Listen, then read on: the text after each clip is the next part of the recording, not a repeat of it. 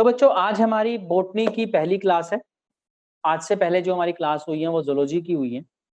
अब वीक में 2 डेज हमारी जोलॉजी और 2 डेज हमारी बोटनी चला करेगी साथ साथ, क्योंकि हम 11th लेवल पर आकर के बायोलॉजी को 2 पार्ट में डिवाइड कर देते हैं, बोटनी एंड जोलॉजी। ठीक है, क्लियर। तो जैसा कि डीएनजी सर ने आपको फर्स्ट चैप्टर करा दिया था जिसका नाम है द लिविंग वर्ल्ड, हो चुका होगा।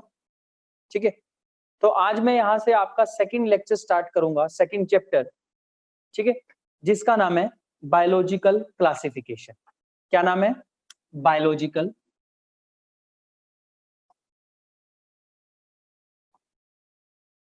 क्लासिफिकेशन।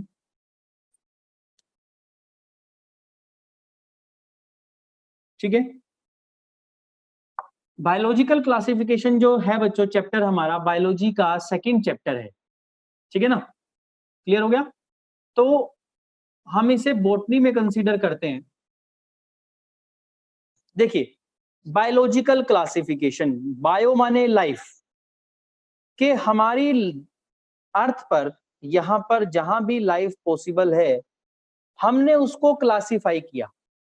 पहले आप ये समझें कि हमने उसे क्लासिफाई क्यों किया।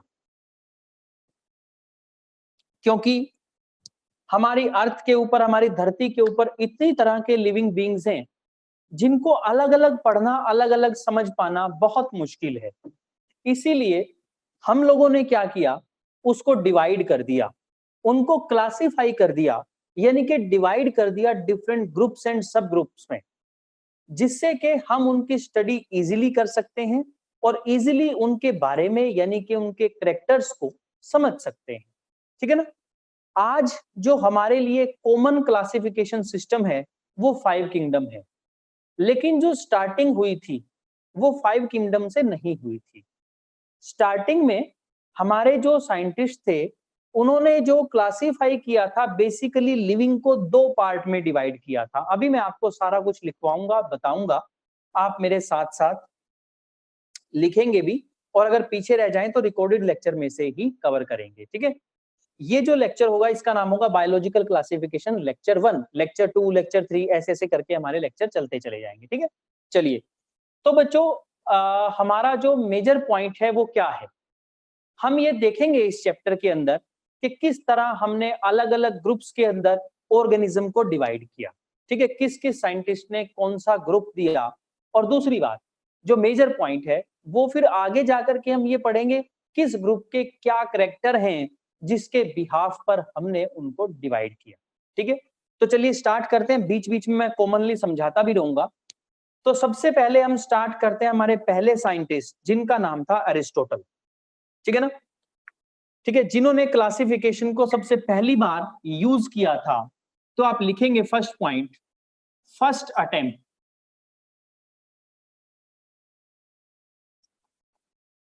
फर्स्ट, पहली बार अगर किसी साइंटिस्ट ने क्लासिफिकेशन के बारे में बताया था तो वो कौन थे? हमारे एरिस्टोटल। तो लिखिए first scientific attempt of classification.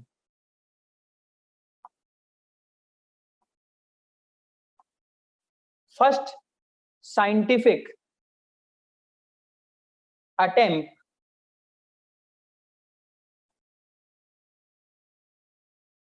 Of classification किसने किया था? लिखिए बच्चों, बाय अरिस्टोटल। किसने किया था? अरिस्टोटल ने किया था। ARISTOTLE, by Aristotle. इन्होंने क्या किया था? इन्होंने क्या किया, लिविंग बींग्स को 2 पार्ट में डिवाइड कर दिया। ठीक है ना, क्लियर हो गया। इन्होंने क्या किया, यहां पर लिविंग को 2 पार्ट्स में डिवाइड कर दिया। एक को कह दिया प्लांट्स और एक को कह दिया एनिमल्स। अभी हम इसे थोड़ा डिटेल में भी पढ़ेंगे, थोड़ा सा आगे चलेंगे। अभी मैं आपको केवल ओवरव्यू दे रहा हूं कि किस किस साइंटिस्ट ने क्या किया था। ठीक है, तो यहां पर उन्होंने क्या किया कि इसको डिवाइड किया herb, shrub and tree. Herbs, number 2 shrubs, SHRUBS, shrubs, झाड़ियां। एंड नंबर 3 ट्रीज, ठीक है। और इधर से जो एनिमल हैं उनको डिवाइड किया दो पार्ट के अंदर, ठीक है। एक वो जिनके अंदर आरबीसी प्रेजेंट होती हैं और एक वो जिनके अंदर आरबीसी एब्सेंट होती हैं। इस बिहाफ पे उन्होंने उनको डिवाइड किया, ठीक है ना। यानी कि उन्होंने एनिमल और प्लांट के अंदर डिवाइड कर दिया, और एनिमल और प्लांट में प्लांटी में ले लिया हर्ब शर्ब्स एंड ट्री, और वहां पर बेस बना दिया। देखिए यहाँ पर हर्ब शर्ब और ट्री की अगर हम बात करते हैं तो साइज की बात हो गई, ठीक है ना। और वहां पे बेस बना दिया आरबीसी के प्रेजेंट होने का या ना होने का। तो एक वर्ड था हमारा एनीमिया, ANAM, ए लिखिए मेरे साथ, ANAIMA, एनीमा। इनके अंदर बच्चों बेसिक क्या डाला, आरबीसी एब्सेंट, आरबीसी जो हैं एब्सेंट, ठीक है। और दूसरा हमारा ए की जगह हम लगा देंगे ई, ए मतलब होता है एब्सेंट, ठीक है ना। ENAIMA, इसमें क्या थी, आरबीसी प्रेजेंट, ठीक है। ये हमारे एरिस्टोटल ने सबसे पहले जो अटेम्प्ट किया था, सबसे पहले जो क्लासिफिकेशन के बारे में बताया था वो ये था, ठीक है। उसके बाद हमारा जो पहला जो बेसिक कॉन्सेप्ट आया था क्लासिफिकेशन का, वो था टू किंगडम क्लासिफिकेशन। क्या था, क्लियर। सेकंड टाइम पे जो हमारा परफेक्ट एक क्लासिफिकेशन सिस्टम आया था वो था टू किंगडम क्लासिफिकेशन। बच्चों पढ़ा भी होगा आपने एनसीईआरटी में, किसने दिया था, कार्लोस लीनियस नाम के साइंटिस्ट ने दिया था, ठीक है ना। तो हम अब हेडिंग बनाएंगे टू किंगडम, मैं समझाऊंगा भी साथ साथ आपको क्लासिफिकेशन।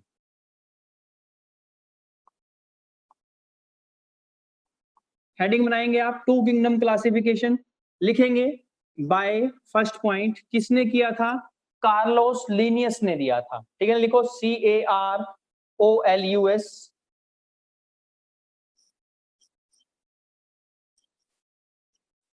Linnaeus LINNAEUS।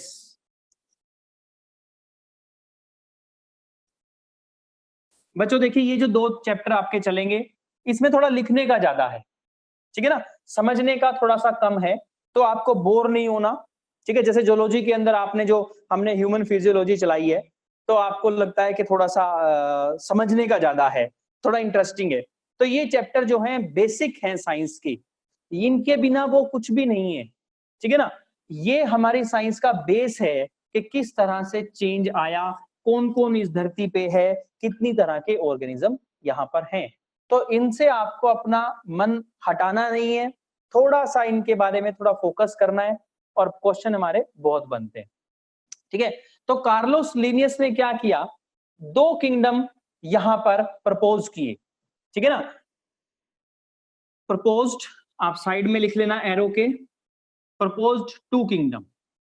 इन्होंने दो किंगडम कहा कि इस धरती के ऊपर जितने भी ऑर्गेनिज्म रहते हैं वो दो किंगडम में प्रेजेंट है, यानी कि उनके दो किंगडम है, एक का नाम है एनिमिलिया और एक का नाम है प्लांटी, ठीक है ना। पहला क्या है, प्लांटी, ठीक है ना, क्लियर हो गया बच्चों। और दूसरे हैं एनिमिलिया,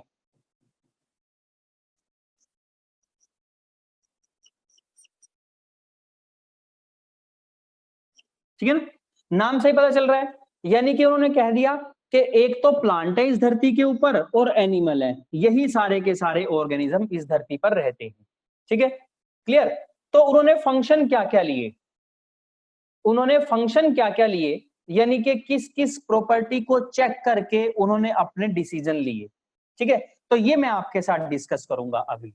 यानी कि टू किंगडम में कार्लोस लीनियस ने कहा कि इस धरती पर जितने भी ऑर्गेनिज्म रहते हैं वो दो पार्ट में हम उन्हें डिवाइड कर सकते हैं, कौन कौन, एनिमिलिया और प्लांटी, ठीक है। तो मैं यहां पर बच्चों आपके सामने लिखूंगा फीचर्स, आप मेरे साथ साथ लिखेंगे क्या क्या कैरेक्टर उन्होंने लिए, ठीक है, क्लियर। लिखिए फीचर्स,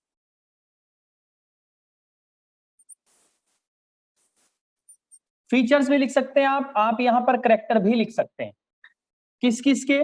अब यहां पर लिखते हैं प्लांट, किस किस को उन्होंने प्लांट के अंदर डाला और किस किस को उन्होंने एनिमल के अंदर डाला। बेसिकली अगर मैं आपको इसका शॉर्ट में बताऊं तो ये जो क्लासिफिकेशन सिस्टम था, इसमें उन्होंने कहा कि जिन ऑर्गेनिज्म के पास सेल वॉल प्रेजेंट है वो सारे के सारे प्लांट हैं, चाहे वो कोई भी क्यों ना हो। लेकिन जिसके पास सेल वॉल प्रेजेंट नहीं है वो सारे के सारे क्या कौन है, एनिमल है। फिर उन्होंने कहा कि जो लोकोमोशन करते हैं वो सारे के सारे एनिमल हैं और जो लोकोमोशन नहीं करते वो सारे के सारे प्लांट हैं। यानी कि एनसीईआरटी में भी एक लाइन लिखी हुई है बच्चों, और अगर आप अच्छे से पढ़ना चाहते हैं तो आप ये देखेंगे कि कार्लोस लिनियस ने जो लिविंग बीइंग्स को दो पार्ट में डिवाइड किया उसका बेस क्या था, उसका बेस था मॉर्फोलॉजिकल कैरेक्टर। केवल उन्होंने बाहर से देखा कि वो ऑर्गेनिज्म कैसा है, किस तरह से, क्या वो चलता है या नहीं चलता, इन सब कैरेक्टर को देखा और क्या किया, और ऑर्गेनिज्म को दो पार्ट में डिवाइड कर दिया। ठीक है ना। जो बेसिक उनका कॉन्सेप्ट था वो था हमारा मॉर्फोलॉजी और प्रेजेंस और एब्सेंस ऑफ सेल वॉल। ठीक है। तो पहला कैरेक्टर उनका मैं ले रहा हूं जो उन्होंने मेंशन किया था, that is the cell wall. अब पहली बात है कि अगर सेल वॉल लिया तो आपको पता होना चाहिए कि प्लांट के अंदर प्रेजेंट होगी। आप प्रेजेंट लिख सकते हैं, आप प्लस एनटी भी लिख सकते हैं, ये प्रेजेंट लिखने का तरीका है। और यहाँ पे एब्सेंट, क्योंकि एनिमल के अंदर एब्सेंट होती है। ठीक है ना, क्लियर हो गया। नेक्स्ट दूसरा जो कैरेक्टर था दैट इज लोकोमोशन। ठीक है ना। लोकोमोशन यहां पर क्या होगा, प्लांट के अंदर एब्सेंट होगा और एनिमल में क्या होगा, एब्सेंट प्रेजेंट होगा। तो मैं यहां पर माइनस और यहां पे क्या लिख रहा हूं, प्रेजेंट। ठीक है बच्चों, अभी आपको समझ आएगा सारा बहुत अच्छे तरीके से। ठीक है, कोशिश करूंगा इन चैप्टर को काफी इंटरेस्टिंग बनाने की ताकि आप लोग बोर ना हो। ठीक है। थर्ड जो कैरेक्टर था that is mode of nutrition. Mode of nutrition कि उनका खाना खाने का तरीका कैसा है। तो उसमें डाल दिया यहां पर डोंट ईट, क्योंकि ये खाना नहीं खाते, ये तो बनाते हैं ना। ठीक है ना। और वो क्या करेंगे, खाना खाएंगे। सही है बच्चों। ठीक है। उसके बाद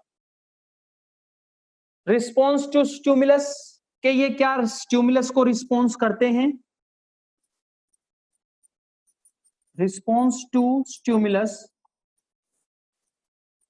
ठीक है। ये क्या करते हैं, स्लो, ये बहुत स्लो रिस्पॉन्स करते हैं और ये फास्ट रिस्पॉन्स करते हैं। ठीक है, क्लियर हो गया। और लास्ट कैरेक्टर था बच्चों कॉन्ट्रैक्टाइल सिस्टम। कॉन्ट्रैक्शन, क्या इनकी बॉडी के अंदर कॉन्ट्रैक्शन होती है, चाहे वो फूड वैक्यूल की हो, चाहे वो अदर किसी भी प्रॉपर्टी में यूज होती हो। ठीक है ना। कॉन्ट्रैक्टाइल सिस्टम लिखो।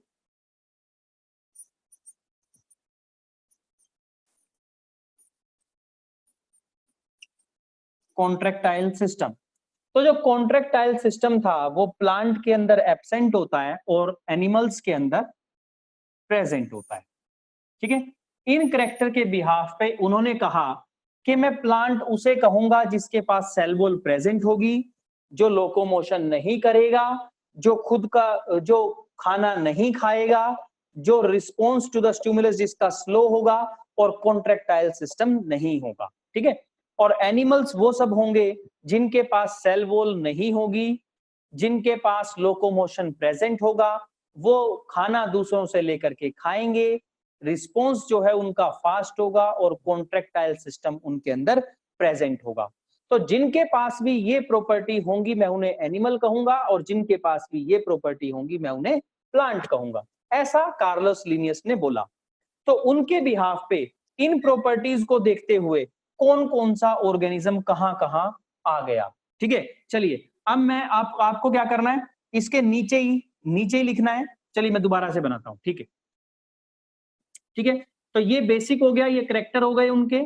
अब उन्होंने क्या किया, किस किस ऑर्गेनिज्म को इंक्लूड किया। प्लांट के अंदर कौन आए और एनिमल्स के अंदर कौन आए।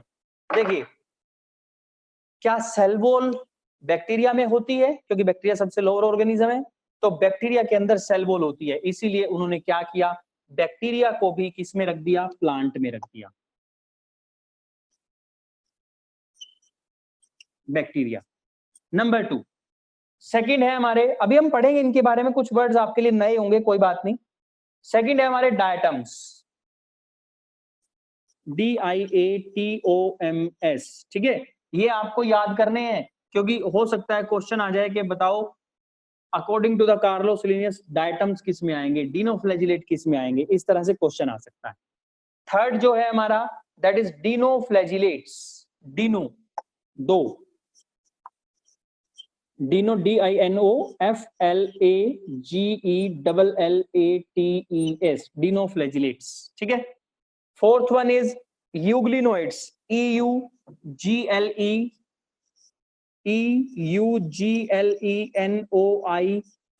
कौन होते हैं यूग्लिनोइड्स, जो आपने यूग्लिना का नाम अगर छोटी क्लासेस में सुना होगा तो वो यूग्लिनोइड्स होते हैं, ठीक है। Next is slime mould, SLIME, slime moulds, ठीक है। नेक्स्ट कौन है, फंगी, फंगी। नेक्स्ट कौन है हमारे, algae, bryophyte, pteridophyte, angiosperm, gymnosperm, ये तो प्लांट ही है, हमने पढ़ा है 10th क्लास में भी, सॉरी 9th क्लास में। कौन है, एल्गी, पूरा लिख लेना आप, एल्गी, ब्रायोफाइट, BRYO, ब्रायोफाइट्स, ठीक है ना। Number 3 pteridophyte, PTERIDO, pteridophytes. उसके बाद जिम्नोस्पर्म, GYMNO, जिम्नोस्पर्म, और लास्ट इज एंजियोस्पर्म। तो बच्चों ये सारे के सारे कार्लोस लिनियस के अकॉर्डिंग कहां पर आ गए, ये सारे के सारे प्लांट में आ गए। सर बैक्टीरिया क्या प्लांट होते हैं, आप हमें क्या पढ़ा रहे हो, दिमाग ठीक है आपका? बच्चों मेरा दिमाग बिल्कुल ठीक है, लेकिन आपको एक बात समझनी है, क्या कि जब भी कोई स्टडी, कोई भी डेवलपमेंट पहली बार शुरू होती है, फर्स्ट टाइम, उसमें बहुत सी कमियां होती हैं। धीरे धीरे उनके कैरेक्टर को और अच्छे से पढ़ा जाता है, और फिर फाइनली वो अच्छे से स्टडी होने के बाद उनके अंदर करेक्शन की जाती है, और फिर वो फाइनली एक्सेप्टेड होता है, ठीक है ना। तो यहां जो करेक्टर देखे गए, यहां पर करेक्टर देखे गए केवल सेल वॉल। अब सेल वॉल इन सब में प्रेजेंट है, सही है ना। लेकिन अगर मैं बात करूं आज के अकॉर्डिंग, प्लांट कौन है, प्लांट केवल ये हैं 5, एल्गी, ब्रायोफाइट, टेरिडोफाइट और जिम्नोस्पर्म और एंजियोस्पर्म, केवल 5, ठीक है ना। तो यानी कि सर ये तो प्लांट है ही नहीं, तो ये कहां जाएंगे। जैसे जैसे हमने और साइंस इलेबोरेट होती चली गई, तो हमने और करेक्टर को पढ़ना शुरू किया, तो करेक्टर्स के बिहाफ पे हमने इनको जो है अलग अलग क्लासेस के अंदर डिवाइड कर दिया, ठीक है ना, क्लियर हो गया। तो इधर आ गए एनिमिलिया। अब ये सब अगर इधर आ गए तो एनिमिलिया में कौन कौन रह गया, जिनके पास सेल वॉल नहीं है। पहला कौन, प्रोटोजोआ, पहला कौन, प्रोटोजोआ, दूसरा इनवर्टिब्रेट एंड तीसरा वर्टिब्रेट्स, ठीक है ना। प्रोटोजोआ, सेकंड इनवर्टिब्रेट्स, जिनके अंदर रीढ़ की हड्डी नहीं होती,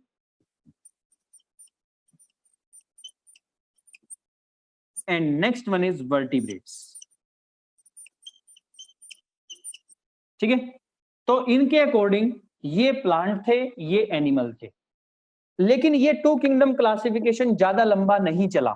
क्यों नहीं चला, क्योंकि इसकी कुछ डीमेरिट्स थी, इसकी कुछ, इसमें कुछ कमियां थी।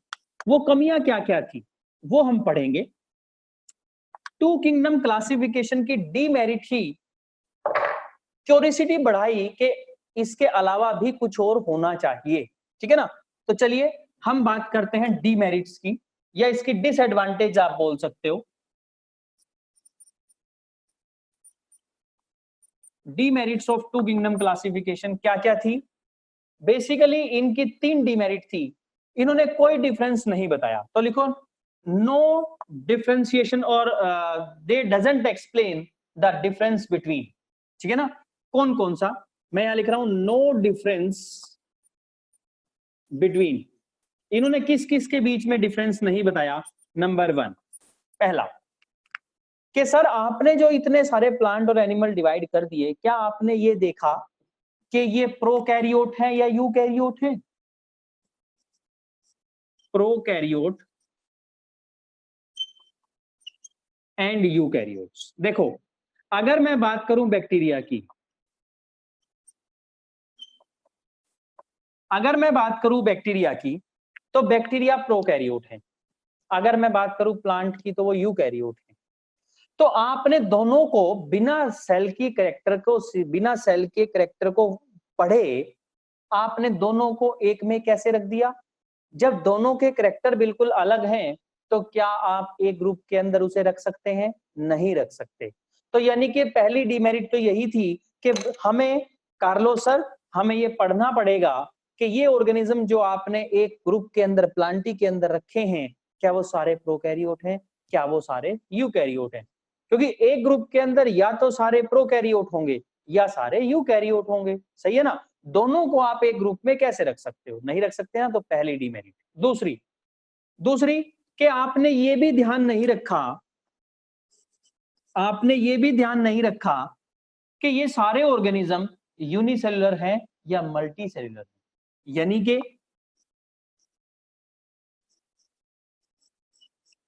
Unicellular and multi cellular.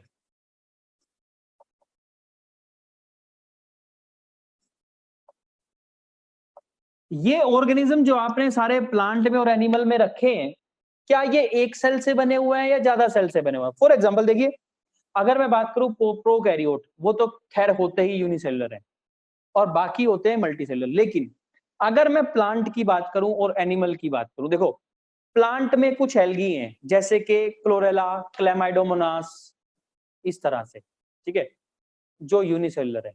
लेकिन बाकी सारे प्लांट जो है मल्टीसेलुलर है।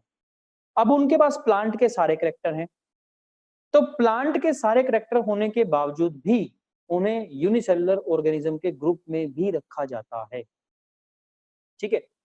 अब प्रोटोजोआ है, प्रोटोजोआ यूनिसेलुलर है लेकिन वो एनिमल भी हैं, एनिमल लाइक कैरेक्टर हैं उनके पास सारे, तो इसीलिए प्रोटोजोआ को अलग से ग्रुप में भी रखा गया। समझ आया कि नहीं आया। तो यानी कि उन्होंने कहा कि आप कैसे यूनिसेलुलर और मल्टीसेलुलर को एक ही ग्रुप में रख सकते हैं।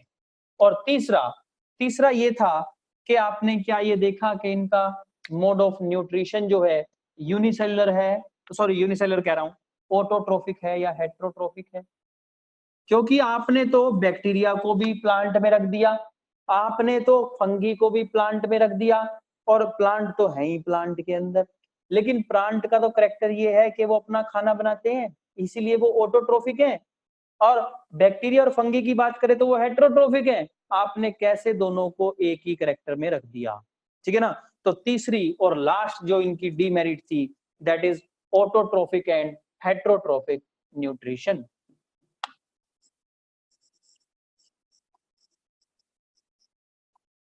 ऑटोट्रोफिक एंड हेट्रोट्रोफिक न्यूट्रिशन, कि आप इन सब करेक्टर्स को एक ग्रुप में नहीं रख सकते, आपको इन्हें भी पढ़ना पड़ेगा। बिना इनके पढ़े आप सारे के सारे ऑर्गेनिज्म को डिवाइड नहीं कर सकते। तो ये उनकी डीमेरिट थी, ठीक है। अब इन सब चीजों को देखते हुए हमारा थर्ड किंगडम सेकंड आया, जिसका नाम था थर्ड किंगडम क्लासिफिकेशन। क्या नाम था, इसके बाद आया हमारा थर्ड किंगडम क्लासिफिकेशन, दो के बाद तीसरा किंगडम, यानी कि कोई एक किंगडम ऐड हो गया। तो इसके बाद कौन आया हमारा, थ्री किंगडम क्लासिफिकेशन। अब अगर थ्री है तो इसका मतलब इन दो के अंदर एक किंगडम और ऐड हो गया, ठीक है ना, किंगडम क्लासिफिकेशन। ठीक है बच्चों। अब थर्ड किंगडम क्लासिफिकेशन किसने दिया था, ये दिया था बच्चों बाय अर्नस्ट हैकल। किसने दिया था, बाय, लिखिए bye, EARNST, Ernst हैकल, AECKEL।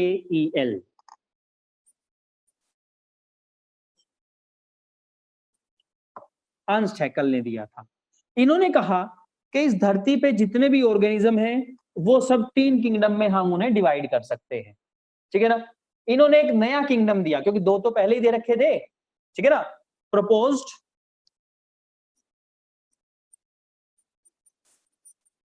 New kingdom, 1 new kingdom लिखूंगा मैं, 1 न्यू किंगडम। अब बच्चों देखो कॉम्पिटिटिव लेवल पे क्वेश्चन आएगा कि बताओ अंश हैकल ने या 3 किंगडम क्लासिफिकेशन में कौन सा किंगडम ऐड हुआ था, ठीक है ना। ये चीजें आपको याद रखनी है। न्यू किंगडम कौन सा बच्चों? इन्होंने एक नया किंगडम दिया जिसका नाम था प्रोटिस्टा। जिसका नाम क्या था? प्रोटिस्टा। और उसके अंदर देखो, अब हम जब 5 किंगडम तक पहुंचेंगे, तीनों प्रॉपर्टी जो हमने अभी लिखी थी, डीमेरिट जो थी उसकी, ये तीनों पूरी हो जाएंगी, ठीक है ना। एक यहां पूरी हो जाएगी, ठीक है ना, पहली पूरी होगी यहां पर। क्या दिया? Protista, PROTISTA, protista. और प्रोटिस्ट आपने सुने होंगे, प्रोटिस्टा। प्रोटिस्टा किंगडम इन्होंने दिया, और इन्होंने कहा कि जितने भी यूनिसेल्युलर ऑर्गेनिज्म होंगे, चाहे वो प्रोकैरियोट हो चाहे वो यूकैरियोट हो, वो सारे के सारे प्रोटिस्टा में आ जाएंगे। बाद में इसे भी रिफाइन किया गया था, मैं बताऊंगा अभी आपको, ठीक है ना। तो इन्होंने कहा प्रोटिस्टा इंक्लूड, लिखो मेरे साथ, includes all unicellular organism, includes all unicellular organism. तो एक प्रॉपर्टी दूर हुई ना, कौन सी? जो वो एक डाउट था वहां पर, कौन सा था? यूनिसेल्युलर और मल्टीसेल्युलर, ठीक है ना। लेकिन इन्होंने इस बात पे इन्होंने भी फोकस नहीं किया कि वो एक सेल प्रोकैरियोट होगी या यूकैरियोट होगी, ठीक है ना। तो उसमें से एक पॉइंट इन्होंने कंसीडर कर लिया, ठीक है। इन्होंने कह दिया कि भाई देखो, जितने भी इस धरती पे यूनिसेल्युलर ऑर्गेनिज्म रहते हैं उन सबका एक अलग से ग्रुप बना दो जिसका नाम है प्रोटिस्टा। तो अब इनके बिहाफ पे तीन किंगडम बन गए। कौन कौन से बच्चों? Number 1 protista, number 1 protista, number 2 Plantae, and number 3 Animalia. Protista, number 2 Plantae, या प्लांट्स लिख देता हूं मैं, प्लांट्स, एंड नंबर 3 एनिमल्स। आप एनिमिलिया लिख लेना, प्लांटी लिख लेना। 3 किंगडम में इन्होंने डिवाइड कर दिया। अब कौन कौन आएंगे इसमें? देखो, पहले प्लांट के अंदर सारे के सारे ऑर्गेनिज्म आ गए थे एनिमल को छोड़ के, लेकिन इसमें और इसमें जो दोनों के अंदर जो यूनिसेलुलर ऑर्गेनिज्म थे वो इन दोनों में से उठ के यहां आ गए। कौन कौन आ गए? देखो, सबसे पहले बैक्टीरिया, बैक्टीरिया इधर आ जाएगा। अब प्लांट में से निकल के यहां आ गया ना बैक्टीरिया। दूसरा कौन सा था हमारा? That is the diatoms, dinoflagellate, euglenoids.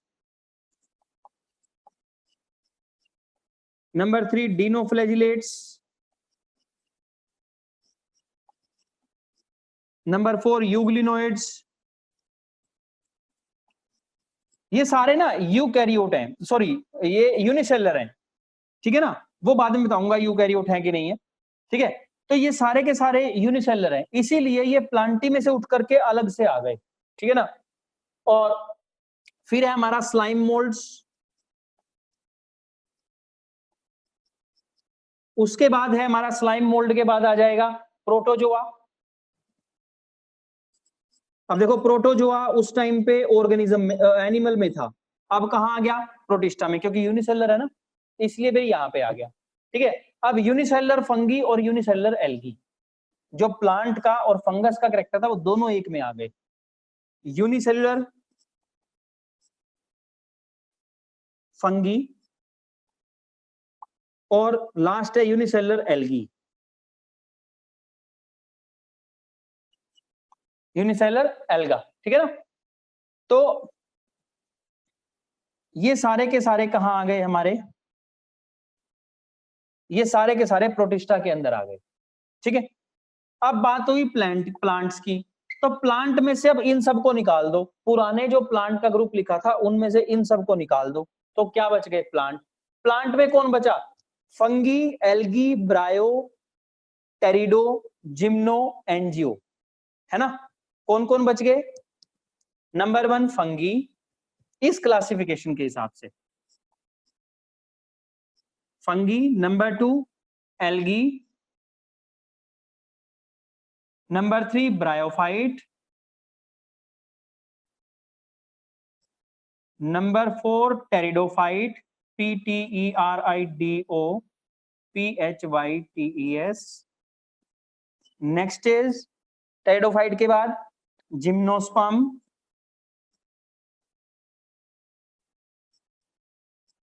And next is angiosperm. अब केवल ये रह गए कहां पर? प्लांट के अंदर। और एनिमल में क्या हो गया? प्रोटोजोआ यहां चला गया, तो यहां कौन रह गया? इनवर्टिब्रेट और वर्टिब्रेट्स रह गए केवल। कौन रह गए? Invertebrates and vertebrates. ठीक है ना बच्चों, क्लियर है ना? इनवर्टिब्रेट्स और वर्टिब्रेट्स। ठीक है, ये दो चीजें रह गई एनिमल में केवल। किसके अकॉर्डिंग? किसके अकॉर्डिंग? थ्री किंगडम क्लासिफिकेशन के अकॉर्डिंग। अब इसके अंदर भी क्या थी? कुछ डीमेरिट्स थी, है ना? अब आपको इन सब ग्रुप्स को याद करना है। क्वेश्चन आएगा, बताओ इनमें से कौन सा ग्रुप इस साइंटिस्ट के अकॉर्डिंग किस में आता है। ठीक है ना? क्लियर? तो आप बच्चों अब लिखेंगे डीमेरिट्स। क्या लिखेंगे? डीमेरिट्स। इसमें क्या डीमेरिट थी? मैंने कहा था 3 में से 1 यहां दूर हो गई, तो बच गई 2, वो दोनों इसकी डीमेरिट थी। ठीक है ना? चलिए, डीमेरिट्स कौन सी थी? इन्होंने डिफरेंस नहीं किया किसके बीच में? नो डिफरेंशिएशन बिटवीन, आप कुछ भी लिख सकते हो, बिटवीन यूकैरियोट एंड प्रोकैरियोट। इन्होंने प्रोकैरियोट और यूकैरियोट के बीच में कोई डिफरेंस नहीं किया।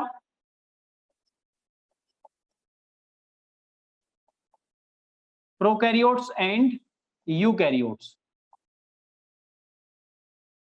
और दूसरी जो थी इनकी डीमेरिट, इन्होंने भी ऑटोट्रोफिक और हेट्रोट्रोफिक के बीच में कुछ नहीं बताया अभी। ऑटोट्रोफिक एंड हेट्रोट्रोफिक, इन्होंने ये नहीं देखा कि क्या ये ऑटोट्रोफिक है हेट्रोट्रोफिक, तो हम इनको एक ग्रुप में कैसे रख सकते हैं। ठीक है बच्चों, तो यहां हमारी थ्री किंगडम क्लासिफिकेशन पूरी हो गई, जिनकी 2 डीमेरिट रह गई। ठीक है, फिर फोर्थ किंगडम क्लासिफिकेशन आई, यानी कि 4 किंगडम क्लासिफिकेशन आई, जो किसने दी? कोपलैंड ने।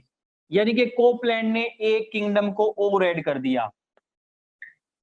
कोपलैंड ने क्या किया?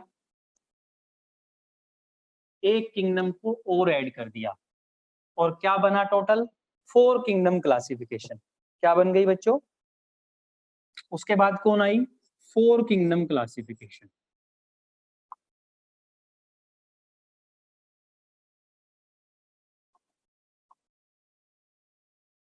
ठीक है, 4 किंगडम क्लासिफिकेशन। ठीक है, तो जो ये 4 किंगडम क्लासिफिकेशन है, इन्होंने चौथा किंगडम इंट्रोड्यूस किया। पहले तो आप लिखो प्रपोज्ड बाय कोपलैंड। बाय किसने दिया था? Copeland, COPELAND, Copeland. ठीक है, इन्होंने क्या किया? एक न्यू किंगडम बताया, इंट्रोड्यूस अ न्यू किंगडम और प्रपोज्ड अ न्यू किंगडम। क्या नाम था उसका? न्यू किंगडम, उसका नाम था मोनेरा। मोनेरा। और ये मोनेरा किंगडम सबसे पहला किंगडम है बच्चों, जो आज हम सबसे पहले पढ़ते हैं, लेकिन 4th नंबर पर इसकी डिस्कवरी हुई है। अब इसमें क्या कहता है? ये मोनेरा कौन है? कहता है भाई, आपने जो पिछला प्रोटिस्ट किंगडम दिया था, उसमें आपने यूकैरियोट और प्रोकैरियोट दोनों को इकट्ठे रख दिया। हम ऐसा कैसे कर सकते हैं? हम ऐसा कर ही नहीं सकते। हमें क्या करना पड़ेगा? हमें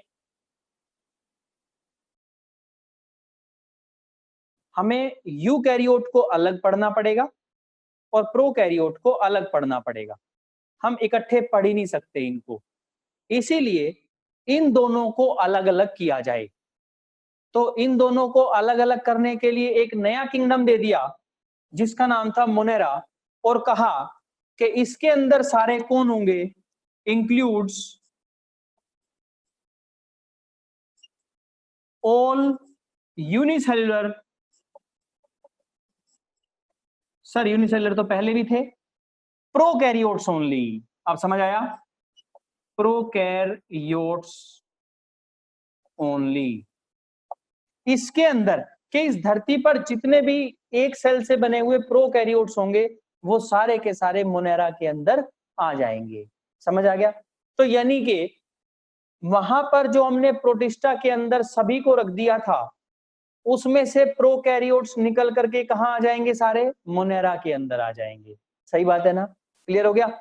तो इनके अकॉर्डिंग बच्चों हमारे क्या बन गए, हमारे 4 किंगडम बन गए। कौन कौन से? Number 1 Monera, number 2 protista, number 3 Plantae and number 4 Animalia. ठीक है ना? चले तो थोड़ा सा हमें इसे रब करना होगा क्योंकि नीचे जगह कम बची है। ठीक है, इनके अकॉर्डिंग हमारे पास 4 किंगडम आ गए बच्चों। वो 4 कौन कौन से? देखो 4 है हमारे। First one that is the Monera, number 2 protista, number 3 Plantae and number 4 animals या एनिमिलिया। ठीक है, 4 किंगडम हो गए हमारे। ठीक है, अब इनमें हमारे करेक्टर चेंज हो गए, सब में करेक्टर इन द सेंस के ऑर्गेनिज्म चेंज हो गए। कैसे हो गए? देखो अब प्रोटिस्ट में दोनों बैठे थे पहले, प्रोकैरियोट भी यूकैरियोट भी, लेकिन दोनों यूनिसेलुलर थे। अब इसमें से आधे यहां आ जाएंगे। कौन आ जाएंगे? जो यूनिसेलुलर भी होंगे और प्रोकैरियोट भी होंगे। ठीक है बच्चों, मैं इनको एंड में समराइज भी करूंगा। आज हमारी केवल यही क्लासिफिकेशन पूरी हो पाएगी। ठीक है, 10 मिनट बचे हैं, एंड में 5 मिनट में इसको समराइज भी करूंगा। ठीक है, तो इसमें आ गए बच्चों सारे बैक्टीरिया। बैक्टीरिया कौन कौन से? आर्की बैक्टीरिया, लिखो ARCHE, Archie bacteria. You bacteria, EUBACTERIA,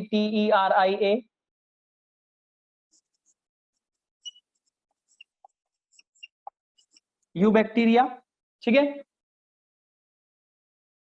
इसमें कौन कौन आते हैं हमारे? E coli, lactobacillus, cyanobacteria, mycobacteria. E coli जिसे आप इश्चरेशिया कोलाई छोटी क्लासेस में पढ़ा होगा आपने। इकोलाई, लैक्टोबैसिलस जो दही जमाने का काम करता है, लैक्टो BACILLUS बैसिलस। ठीक है ना? साइनोबैक्टीरिया जिसे आप BGA बोलते हो, ब्लू ग्रीन एल्गी, साइनोबैक्टीरिया।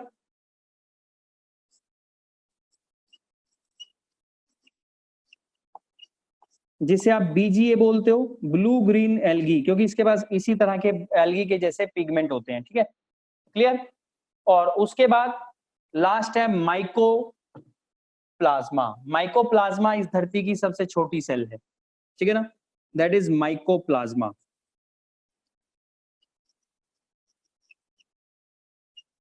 तो कौन हुई है? प्रोकैरियोट्स। कौन हुए? प्रोकैरियोट्स। यानी कि मोनेरा वो किंगडम है सर जिसमें सारे यूनिसेलुलर प्रोकैरियोट आते हैं। तो प्रोटिस्टा कौन हो गया? प्रोटिस्टा वो किंगडम हो गया केवल जिसके अंदर सारे यूनिसेलुलर यूकैरियोट्स आएंगे। नो डाउट ये भी यूकैरियोट है, ये भी यूकैरियोट है, लेकिन ये मल्टीसेलुलर है और ये कौन है? यूनिसेलुलर। समझ आया आपको? क्लियर? तो इसमें कौन कौन रह गए? लिखो diatoms, dinoflagellates, euglenoid, slime moulds, protozoa, unicellular fungi and unicellular algae. केवल बैक्टीरिया को निकाल दो, बाकी सारे यहां पर एज इट इज। मैं बार बार रिपीट नहीं करूंगा, केवल फर्स्ट वर्ड लिख रहा हूं, डायटम्स, डिनोफ्लैजिलेट्स, उसके बाद बताओ बच्चों euglenoids, slime moulds, यूग्लिनोइड, slime moulds, protozoa, unicellular fungi, unicellular algae. क्योंकि हम इसको रिपीट कर चुके हैं बच्चों बहुत बार पीछे। ठीक है, अब प्लांट में कौन आ गए? प्लांट में आ गए फंगी से लेकर एज इट इज वही सारे जो पहले थे, क्योंकि इसमें तो कोई चेंज ही नहीं आया ना। इनके बारे में तो कोपलैंड ने कुछ कहा ही नहीं था, ठीक है ना, क्योंकि कोपलैंड ने तो केवल इन दोनों के बीच में डिफरेंस किया था, फंगी से लेकर के और एंजियोस्पर्म तक सारे एज इट इज जो पीछे थे। और इसमें इनवर्टिब्रेट और वर्टिब्रेट सब वो एज इट इज, क्योंकि जो चेंज आया फोर्थ किंगडम क्लासिफिकेशन में तो केवल इन दो के अंदर आया ना। क्लियर हो गया, ठीक है। तो यानी कि एक नया मेंबर ऐड हो गया, नया किंगडम ऐड हो गया, जिसको हमने कहा मोनेरा। और उसका काम क्या था? उसका काम था कि सभी यूनिसेलुलर प्रोकैरियोट को अपने अंदर रख लेगा और प्रोटिस्टा से वहां से उन्हें निकाल देगा। समझ आ गया बच्चों? क्लियर, ठीक है। चलिए, उसके बाद बच्चों फिर भी थोड़ी सी कमी रह गई और माइंड में आया कि यार आपको न्यूट्रिशन भी तो ध्यान में रखना पड़ेगा, क्योंकि आपने न्यूट्रिशन के हिसाब से फंगी को प्लांट में रख दिया और फंगस तो अपना खाना खुद बनाती ही नहीं, और प्लांट तो बेसिकली वो होते हैं जो अपना खाना खुद बनाते हैं। यानी कि तीसरी इसकी जो डीमेरिट थी वो एक ही रह गई, एक डीमेरिट रह गई। देखिए, कोपलैंड फोर किंगडम क्लासिफिकेशन में डीमेरिट क्या रह गई कि आपने ऑटोट्रोफिक और हेट्रोट्रोफिक न्यूट्रिशन को कोई डिफरेंस, कोई इंपॉर्टेंस नहीं दी। ऑटोट्रोफिक एंड हेट्रोट्रोफिक न्यूट्रिशन, इसमें कोई डिफरेंस नहीं किया, ठीक है ना। तो जो फिफ्थ क्लासिफिकेशन किंगडम आई उसमें क्या किया गया? उसमें इस डीमेरिट को भी दूर कर दिया गया, ठीक है बच्चों। तो इसीलिए नेक्स्ट क्लासिफिकेशन क्या हुई? नेक्स्ट क्लासिफिकेशन हुई फाइव किंगडम क्लासिफिकेशन सिस्टम, ठीक है ना। तो पांचवा किंगडम आया हमारा, वैसे तो आज 6 भी आ चुका है, लेकिन मोस्टली हम अभी क्या पढ़ते हैं? 5 किंगडम तक ही पढ़ते हैं। 5 किंगडम मैं करा भी दूंगा आपको बच्चों, 6 किंगडम भी क्लासिफिकेशन, ठीक है। तो ये किंगडम क्लासिफिकेशन कहती है कि इस धरती पे जितने भी ऑर्गेनिज्म रहते हैं वो सारे के सारे हमने 5 किंगडम में डिवाइड किया हुआ है। 4 तो पहले ही बने हुए थे, 5वां और ऐड हो जाएगा, ठीक है ना। और आपके माइंड में आ भी गया होगा कौन सा। तो सबसे पहले तो लिखो बच्चों, ये किसने दिया था? By R.H. Whittaker, by R.H. Whittaker, WHITTAKER, R.H. Whittaker ने दिया था, ठीक है। और इसने जो नया किंगडम दिया, न्यू किंगडम, ठीक है। कौन सा दिया बच्चों? वो न्यू किंगडम जो था, आप समझ ही गए होंगे कौन सा रह गया। अरे फंगी, है ना। फंगस को उठा के अलग रख दिया। क्या रख दिया? फंगस को, फंगी को उठा के अलग से एक किंगडम बना दिया। अब क्या चेंज आया? अब कुछ भी चेंज नहीं आया बच्चों। देखो, वही आपने कैटेगराइज करना है। आपने लिखना है in fungus include all multicellular heterotrophic achlorophyllous organism with loose tissue level of organisation. ये क्या है? ये आपने ये अभी हम पढ़ाएंगे आपको एनिमल किंगडम में, लेकिन पहले फंगी के बारे में लिखो। क्या क्या कैरेक्टर है फंगस के, आप बताइए ना, क्या क्या? ऑल मल्टीसेलुलर,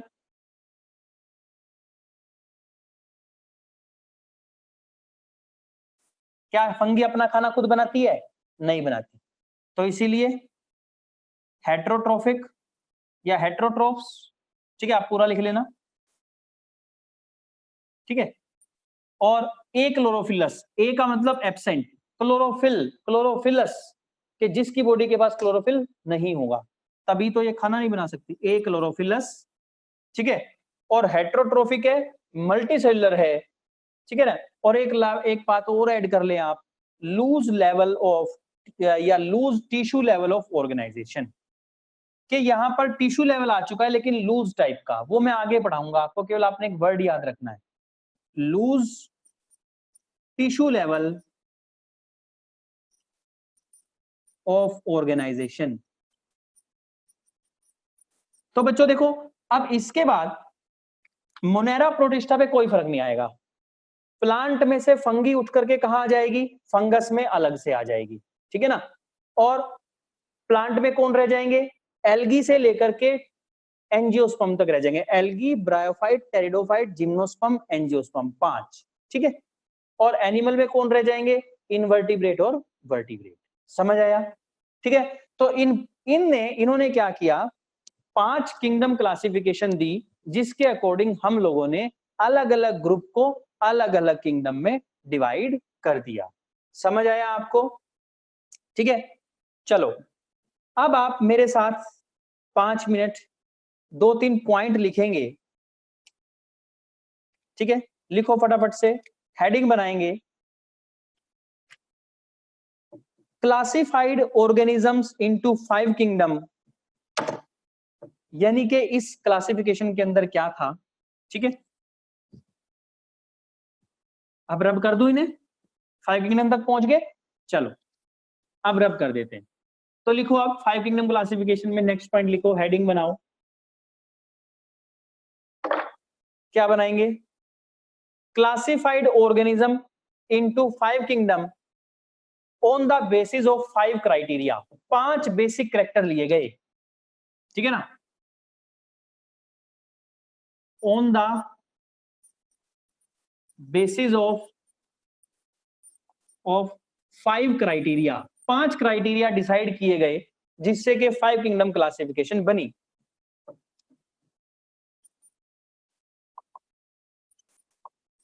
पांच क्राइटेरिया लिए गए जिससे कि 5 किंगडम क्लासिफिकेशन बनी, ठीक है। 5 किंगडम क्लासिफिकेशन वो क्या क्या थे, नंबर 1 लिखो मेरे साथ, नंबर 1 सेल टाइप। ये देखा गया कि सेल टाइप कैसी है, सेल को अच्छे से स्टडी किया गया, ये देखा गया कि वो प्रोकैरियोट है या यूकैरियोट है, ठीक है। वो प्रोकैरियोट्स हैं या यूकैरियोट हैं, ठीक है। दूसरा जो करेक्टर लिया गया, दूसरा जो बेसिक क्राइटेरिया था, बॉडी ऑर्गेनाइजेशन, कि उनकी बॉडी किसकी बनी हुई है, एक सेल की बनी हुई है या ज्यादा सेल की बनी हुई है, बॉडी ऑर्गेनाइजेशन, ठीक है। यूनिसेल्युलर और मल्टी सेल्युलर, ठीक है। बॉडी यूनिसेल्युलर है या मल्टी सेल्युलर है। फिर देखा गया थर्ड, मोड ऑफ न्यूट्रिशन, जिसे मेजर क्राइटेरिया भी माना गया, mode of nutrition, third is mode of nutrition, ठीक है। मोड ऑफ न्यूट्रिशन में क्या लिया गया कि ये ऑटोट्रोफिक है और हेट्रोट्रोफिक है, यानी कि इन कैरेक्टर्स को बहुत अच्छे से स्टडी किया गया। चौथा स्टेप है जो हमारा, चौथा जो क्राइटेरिया है दैट इज रिप्रोडक्शन, के रिप्रोडक्शन कैसे करते हैं ये, इसको भी ध्यान में रखा गया। और पांचवा जो है वो देखा गया that is the phylogeny. Phylogeny क्या होता है बच्चों, अभी मैं आपको बताऊंगा। पांचवा जो मेजर कैरेक्टर था, PHYLOGENY, फाइलोजेनी का मतलब होता है बच्चों एवोल्यूशनरी रिलेशनशिप। जैसे कि एल्गी के बाद मैं जिम्नोस्पर्म नहीं कह सकता, एल्गी के बाद मुझे ब्रायोफाइटी कहना पड़ेगा, क्योंकि हम लोग ये देखते हैं किसके पास पहले क्या कैरेक्टर था और फिर कौन सा कैरेक्टर मॉडिफाई हुआ है। हम ऐसा नहीं कह सकते कि ए के बाद हम डी बोल देंगे, ए के बाद बी ही बोलेंगे, बी के बाद सी ही बोलेंगे और सी के बाद डी ही बोलेंगे। क्यों, क्योंकि हम ए बोलेंगे किसी करेक्टर के बिहाफ पे, तो जो छोटा सा करेक्टर, जो कुछ एक करेक्टर चेंज होंगे तो उनसे बी बनेगा, और बी से करेक्टर चेंज होकर के सी बनेगा, तो कुछ करेक्टर सिमिलर होंगे, तो इसे बोलते हैं एवोल्यूशनरी रिलेशनशिप, ठीक है ना। लिखो एवोल्यूशनरी